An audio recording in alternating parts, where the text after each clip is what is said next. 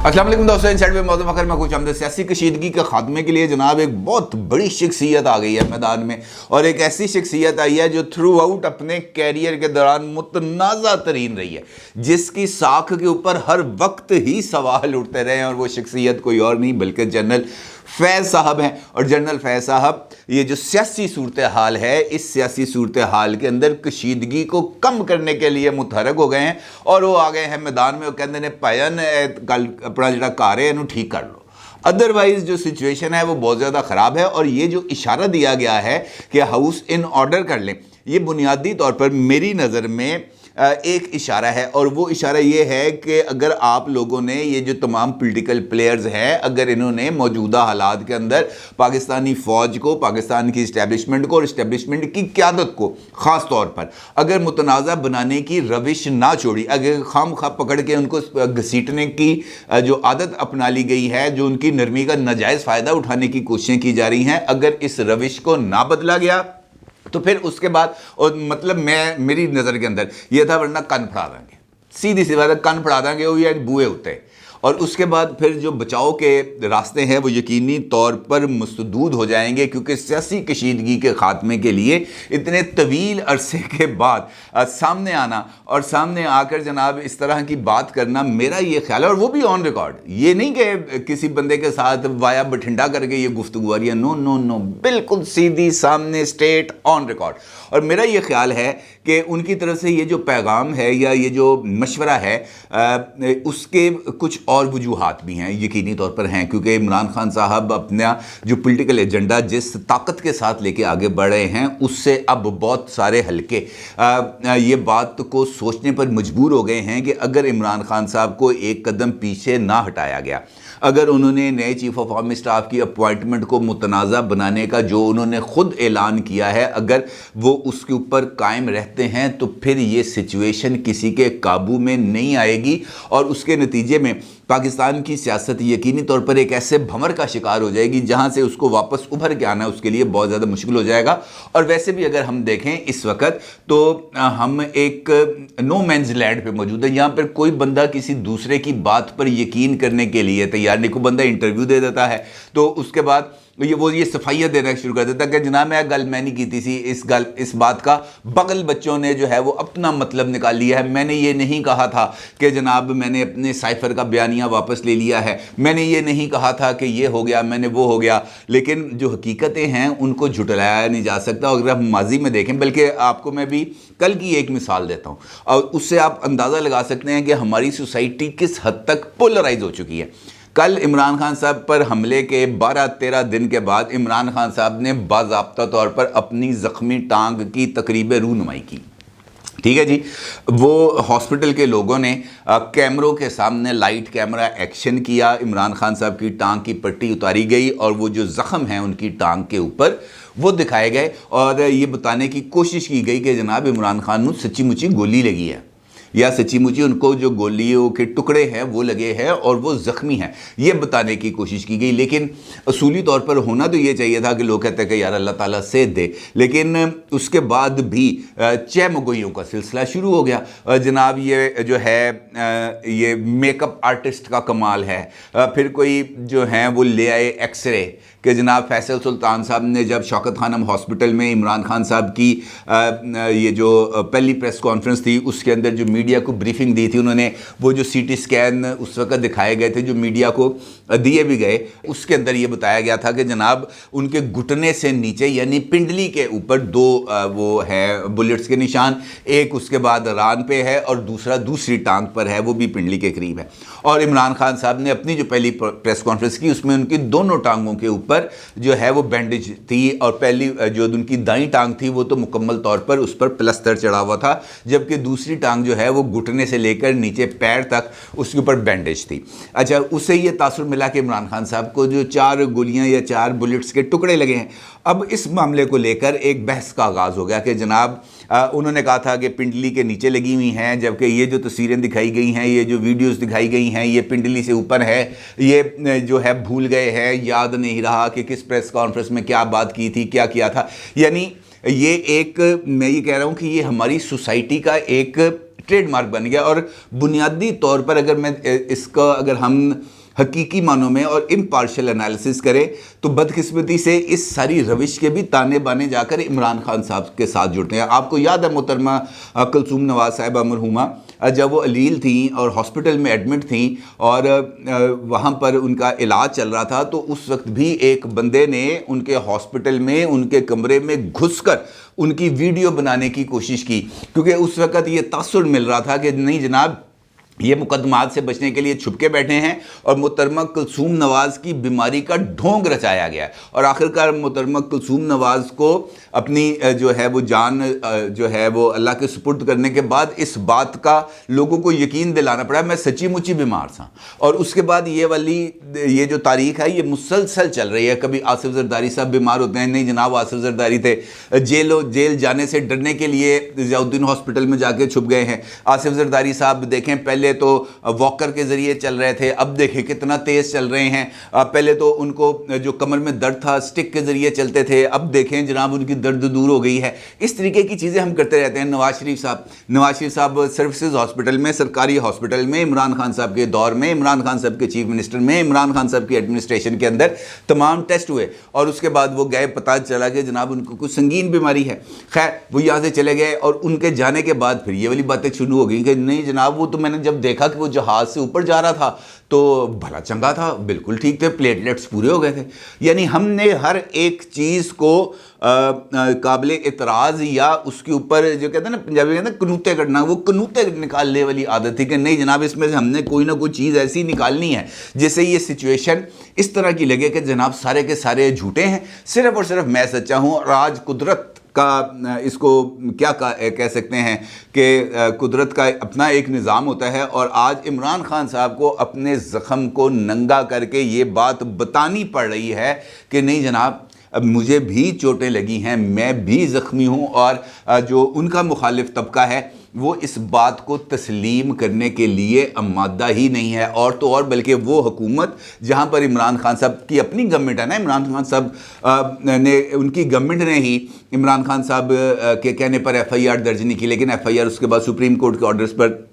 جو ہے وہ لکھ لی گئی. اور اس کے بعد پھر عمران خان صاحب ہی کی پنجاب گورنمنٹ نے عمران خان صاحب پر حملے کے لیے ایک جوائنٹ انویسٹیگیشن ٹیم بنائی کہ جناب آپ ذرا یہ معاملات کی تحقیقات کریں. اور ابھی میں دیکھ رہا تھا خبر ایکسپریس نیوز پر، تو ان کا یہ کہنا تھا کہ جناب عمران خان پر قاتلانہ حملے کے لیے بنائی جانے والی جے آئی ٹی نے کام کرنے سے انکار کر دیا. ان کا یہ کہنا ہے کہ جناب کام کیسے کریں، ابھی تک تو ہمیں آفیشیلی اس بات سے آگاہی نہیں کیا گیا کہ تو سپاہی جان انویسٹیگیشن کرنی ہے. ایک نوٹیفیکیشن ضرور جاری ہوا ہے لیکن اس کے بعد کہ کس بندے نے کیا کیا کرنا ہے اور دیگر جو چیزیں ہوتی ہیں جو انہوں نے بناتے ہوتے ہیں ٹی او آرز یا اس قسم کی چیزیں، وہ ابھی تک نہیں بنی. جبکہ آئی جی پنجاب فیصل شاہکار صاحب جب سے یہ حملہ ہوا ہے وہ چھٹی لے کے چلے گئے ہیں اور لہٰذا ان کی عدم موجودگی میں 12 روز گزرنے کے باوجود بھی عمران خان صاحب پر ہونے والے حملے کی تحقیقات کا آغاز نہیں ہو سکا. یہ ہے وہ بنیادی طور پر سچویشن. اور اس سچویشن کے اندر عمران خان صاحب لانگ مارچ پر لانگ مارچ کیے جا رہے ہیں اور ان کا یہ ماننا ہے کہ وہ 21 یا 22 نومبر کو اسلام آباد پنڈی ہوں گے اور اس کے بعد وہ اپنے سارے کے سارے کارڈز اوپن کریں گے، جس کے بارے میں اب بہت سارے شواہد ملنا شروع ہو گئے ہیں. لہٰذا یہ جو پولیٹیکل کشیدگی ہے یہ اپنے عروج پر پہنچ گئی ہے. اور اس پولیٹیکل کشیدگی کو یا عمران خان صاحب کی طرف سے جو پھیلایا جانے والا میس ہے، اس کے بڑھنے کے جو خدشات ہیں وہ جو اب خاصی حد تک لوگوں کے ذہنوں کے اندر سے نکل کر اب زبان پر آنا شروع ہو گئے ہیں. اور یہاں تک بات ہونا شروع ہو گئی ہے کہ جناب آج مارشل لاء کی کوئی اطلاع نہیں ہے، کل لگ جائے وہ سب نہیں پتا، آج نہیں لگ رہا. یعنی اس قسم کی اگر گفتگو ہو رہی ہے تو اس کا مطلب یہ ہے کہ واقعتاً اب اس معاملے کو سیریسلی ایڈریس کرنے کی ضرورت ہے. اب سیریسلی اس کو کیسے ایڈریس کیا جائے گا؟ دو صورتیں ہیں کہ جو دونوں اس ہمارا جو اس وقت پولیٹیکل سٹرکچر ہے یہاں پہ اصولی طور پر دنیا کے تمام مہذب معاشروں میں دو فریق ہوتے ہیں، ایک حکومت اور ایک اپوزیشن. جبکہ ہمارے ہاں ہر ایک سچویشن کے اندر 3 فریق ہوتے ہیں، حکومت، اپوزیشن اور اسٹیبلشمنٹ. اب ہمارے یہ تینوں جو فریق ہیں ان کے لیے ضروری ہے کہ اگر وہ چاہتے ہیں کہ واقعتاً ہماری پولیٹیکل ٹینشن ڈیفیوز ہو تو تینوں کو اپنی پوزیشن سے ایک ایک قدم پیچھے آ کر جو سپیس ہے کسی بھی مسئلے کے حل کے لیے وہ جنریٹ کرنا پڑے گی، لیکن وہ جنریٹ ہو نہیں رہی، اور یہی وجہ ہے کہ جناب جنرل فیض صاحب کو طویل ترین خاموشی کے بعد نہ صرف متحرک ہونا پڑا بلکہ سامنے آنا پڑا، اور سامنے آ کر بات کرنی پڑی۔ اور جنرل فیض صاحب کے بارے میں یہ بات سب جانتے ہیں کہ جس وقت ضیاء الحق صاحب نے مارشل لاء پاکستان پر نافذ کیا تھا تو جنرل صاحب جو ہے نا، جنرل فیض صاحب اس وقت اس کا ایک امپورٹنٹ حصہ تھے، یعنی اس سارے عمل کے اندر وہ موجود رہے ہیں، اور اب ان کا سامنے آنا اور آ کر باتیں کرنا یا یہ مشورہ دینا یہ اپنے اندر ہی بہت زیادہ اہمیت کا حامل ہے۔ اس کا مطلب یعنی یہ بات کرنے کا مطلب یہ ہے کہ ہمارے جو ایکس سروس مین ہیں اور جو جسے ہم کہہ سکتے ہیں ہماری جو اشرافیہ کے اندر جو شامل لوگ ہیں اور اسٹیبلشمنٹ کی اشرافیہ کے میں سابق جو لوگ شامل ہیں، ان کو اب اس بات کے خطرات لاحق ہو گئے ہیں کہ جناب اگر ہم نے اب جا کر اپنی یہ جو ہے ان کو راستہ دکھانے کی یا اپنا کوئی ایکسپیرینس شیئر کرنے کی کوشش نہ کی تو پھر سچویشن خراب ہو جائے گی۔ اور اسی لیے آج جنرل فیض صاحب نے جو NPC ہے، نیشنل پریس کلب اسلام آباد، وہاں پر ایک پریس کانفرنس بھی کی، اور پریس کانفرنس کے اندر انہوں نے واضح طور پر دو چیزیں ان کا یہ کہنا ہے کہ کی جا رہی ہیں۔ انہوں نے کہا حالات تصادم کی طرف جا رہے ہیں، گالم گلوچ ہو رہی ہے، یہ نہیں ہونا چاہیے، اور اس کے ساتھ ساتھ ان کا یہ کہنا ہے کہ میں نے پاکستان کو پھلتے پھولتے بھی دیکھا ہے، ٹوٹتے بھی دیکھا ہے، اور اب میں پاکستان کو ڈوبتے ہوئے دیکھ رہا ہوں، لہٰذا بہتر یہ ہے کہ تمام پولیٹیکل فورسز جو ہیں وہ اس مسئلے کا کوئی نہ کوئی حل نکالیں۔ لیکن ایک بات انہوں نے کی ہے جس سے میں اختلاف کروں گا، وہ یہ کہتے ہیں کہ فوج کا کام چوکیدار کی طرح ہوتا ہے۔ اگر گھر میں دو بھائی یا دو بچے آپس میں لڑ پڑیں تو کیا چوکیدار چپ رہے گا؟ چوکیدار کا کیا کام ہے جناب گھر کی لڑائیوں میں آنے کا؟ چوکیدار کا کیا کام ہے؟ چوکیدار ہے آپ کو ایکسٹرنل جو خدشات ہیں یا خطرات ہیں اس کا تدارک کا۔ جنرل صاحب کے گھر کے باہر بھی گارڈ ہے نا، جنرل صاحب کے ہر گھر میں لڑائی جھگڑا ہو جاتا ہے، تو جنرل صاحب نے اپنے گھر میں ہونے والی لڑائی جھگڑے کی یا کسی اختلاف کے لیے جو گھر کے باہر کھڑا ان کا گارڈ ہے جس کو چوکیدار کہتے ہیں اس کو بلا کے مسئلے کو حل کراتے ہیں؟ نہیں، یہ جو چوکیدار کی اصطلاح ہے میں نے آپ سے کہہ رہا ہوں کہ یہ پاکستان کی اسٹیبلشمنٹ کے لیے استعمال ہو ہی نہیں سکتی۔ یہ اصطلاح جو ہے وہ ان کے لیے بنی ہی نہیں ہے۔ وہ ایک فریق ہے، they are the major stakeholders. آپ ان کو کیسے کہہ دیتے ہیں چوکیدار؟ وہ چوکیدار ایک الگ کام ہے، انہوں نے کم اپنے ذمہ لیتا ہے کہ جناب اسی چوکیداری بھی کر لیں گے، لیکن چوکیداری نہیں کریں گے بلکہ دفاع کریں گے، یہ انہوں نے لیا ہوا ہے۔ لیکن جو باقی کام ہے وہ اس کے اندر ہر ایک معاملہ، چاہے ہماری معیشت ہے، چاہے ہماری سیاست ہے، چاہے ہماری معاشرت ہے، ہر ایک جگہ پر وہ ایک بڑے سٹیک ہولڈر ہیں اور طاقت بھی ہے ان کے پاس، اور اس سٹیک ہولڈر کو آپ کسی بھی صورت نظر انداز نہیں کر سکتے۔ آپ ان کے لیے چوکیدار کا لفظ استعمال نہیں کر سکتے، تو مالک نے پائن مالک کیسے چوکیدار کو کہے گا کہ جناب آؤ آ کے میرے مسئلہ حل کرو؟ نو، ناٹ پاسبل۔ لہٰذا جو ہماری اسٹیبلشمنٹ ہے اس کو چوکیدار میرا خیال ہے ان کے لیے لفظ استعمال نہیں کرنا چاہیے، اور یہ بات ان کی درست ہے کہ جناب جو فیصلہ کریں گے وزیر اعظم صاحب آرمی چیف کی اپوائنٹمنٹ کے حوالے سے وہ سب کو تسلیم کرنا چاہیے، اس کے اندر بھی کوئی دو رائے نہیں ہے، تسلیم کرنا چاہیے کیونکہ یہ استحقاق ہے وزیر اعظم کا۔ اب وزیر اعظم آپ کو پسند ہے، آپ کو نہیں پسند، آپ اس کو اصلی سمجھتے ہیں، آپ اس کو جعلی سمجھتے ہیں، آپ اس کو لوکل سمجھتے ہیں، آپ اس کو امپورٹڈ سمجھتے ہیں، آپ اس کو میرٹ پر سمجھتے ہیں، سازش پر سمجھتے ہیں، وہ آپ کی اپنی رائے ہے، آپ اپنی رائے اپنے پاس رکھیں۔ لیکن اس وقت تک شہباز شریف صاحب ملک کے وزیر اعظم میں پاویں کرونا ہو گیا انہوں نے۔ اب ہاں یہ بول کے مجھے یاد آیا کہ یہ کرونا کے اوپر بھی دیکھیں کتنی کہانیاں ہیں کہ جناب وہ اس بات کی وجہ سے ان کو کرونا ہو گیا کہ ان کو جنرل باجوہ صاحب سے نہ ملنا پڑے۔ سیاسی تھیوریاں چلی جا رہی ہیں کہ جناب باجوہ صاحب ان سے کہیں گے کہ جناب جڑا تسی گل کر کے آئے ہو بندہ من نہیں چاہیے، اے فلاں بندے نو تسی رکھنا ہے، اور چونکہ وہ دباؤ ڈالیں گے شہباز شریف صاحب پر، لہٰذا یہ آخری 14 دن ہیں اور اس کے اندر انہوں نے اپنے آپ کو کرونا کرا لیا تاکہ وہ باجوہ صاحب کا سامنا نہ کر سکیں۔ یہ وہ میں آپ سے کہہ رہا ہوں کہ یہاں پر ہر ایک معاملے کے لیے کوئی نہ کوئی سازشی تھیوری موجود ہے، لیکن اس وقت میں یہ سمجھتا ہوں کہ جنرل فیض صاحب کی اس بات کے اوپر غور کرنے کی ضرورت ہے کہ واقعتاً حالات ہمارے جا رہے ہیں پوائنٹ آف نو ریٹرن پر، اور اگر حالات پوائنٹ آف نو ریٹرن پر جاتے ہیں تو پھر اس کے بعد